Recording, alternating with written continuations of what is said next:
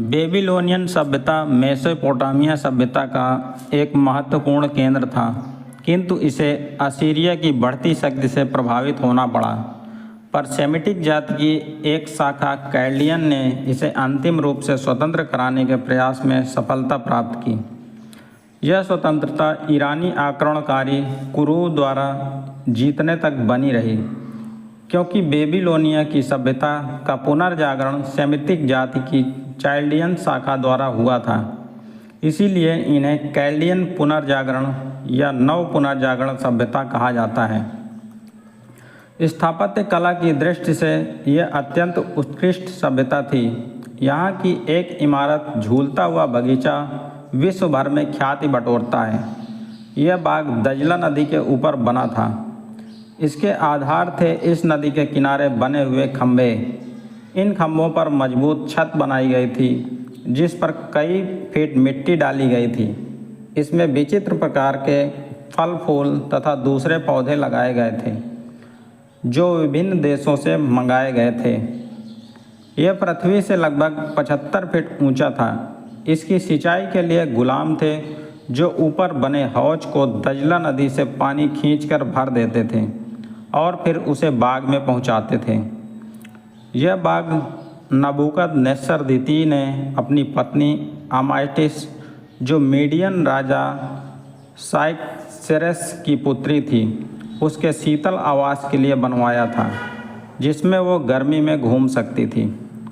रानी अमायटिस विवाह से पहले जहाँ रहती थी, वहाँ पर झरने, ऊंचे पेड़ और फूलों से लदी झाड़ियाँ आम बात थी, लेकिन बेबीलोन में इन सभी का अभाव था।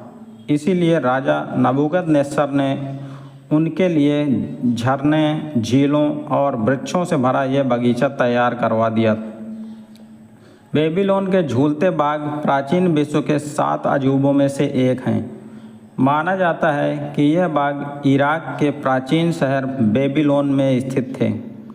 हालांकि ऐसा कोई पक्का सबूत मौजूद नहीं है जिससे यह साबित हो सके कि यह बाग असल में थे भी या नहीं। बेबीलोन के झूलते बाग प्राचीन विश्व के 7 अजूबों में से इकलौते ऐसे अजूबे हैं जो शायद कभी अस्तित्व में थे ही नहीं। राजा नबूकदनेस्सर द्वितीय ने 605 से 562 ईसा पूर्व तक लगभग 43 साल शासन किया और यह माना जाता है कि यह बाग इसी अवधि में बने थे। यह भी कहा जाता है कि ईसा से 2 सदियों पहले एक भयंकर भूकंप आ जाने के कारण यह बाग नष्ट हो गए थे।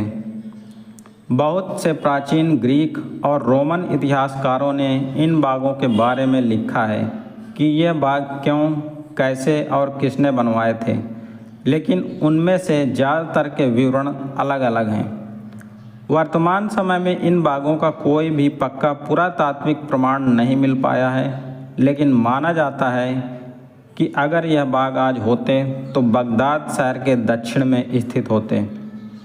अगर बेबीलोन के झूलते बाग सचमुच में अस्तित्व में थे तो इनकी सिंचाई करने के लिए रोज़ाना 31,000 लीटर पानी की ज़रूरत पड़ती होगी। जिस समय यह बाग अस्तित्व में माने जाते हैं, उस समय की कई मिट्टी की लिखी हुई तख्तियाँ मौजूद हैं, जिसमें से एक पर भी इन बागों का वर्णन नहीं है। इन बागों को सेमीरामिस के झूलते बाग भी कहा जाता है। झूलते बाग दरअसल लटके हुए नहीं थे, बल्कि किसी महल की छतों में उगे हुए थे। कई इतिहासकारों और पुरातत्वविदों का मानना है कि यह बाग सचमुच में अस्तित्व में थे और युद्ध और प्राकृतिक कारणों के कारण ये नष्ट हो गए। एक ग्रीक इतिहासकार डायोडोरस सिकुलस ने वर्णन किया है कि यह बाग महल के किले की सभी छतों पर 400 वर्ग फुट के दायरे में फैले हुए थे। इस महल के किले की दीवारें 80 फुट तक ऊंची थी।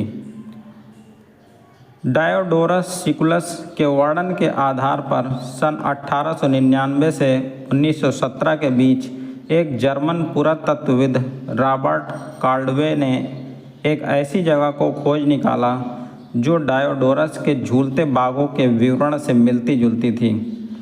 उन्होंने खोजी गई जगह के फर्श पर 3 बड़े बड़े सूखे कुंड खोजे। माना जाता है कि यह कुंड झूलते बाघों की सिंचाई करने के लिए उपयोग किए जाते थे।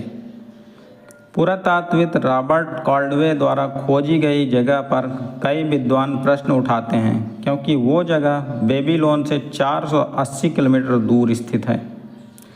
नई खोजों से पता चला है कि ऐसे बाघ सचमुच में अस्तित्व में हो सकते थे, क्योंकि उस समय ऐसे बाघ बनाना कोई मुश्किल काम नहीं था।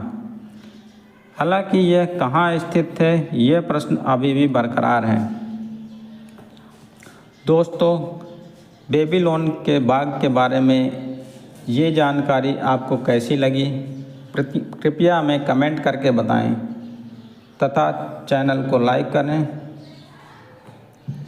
धन्यवाद। जय हिंद।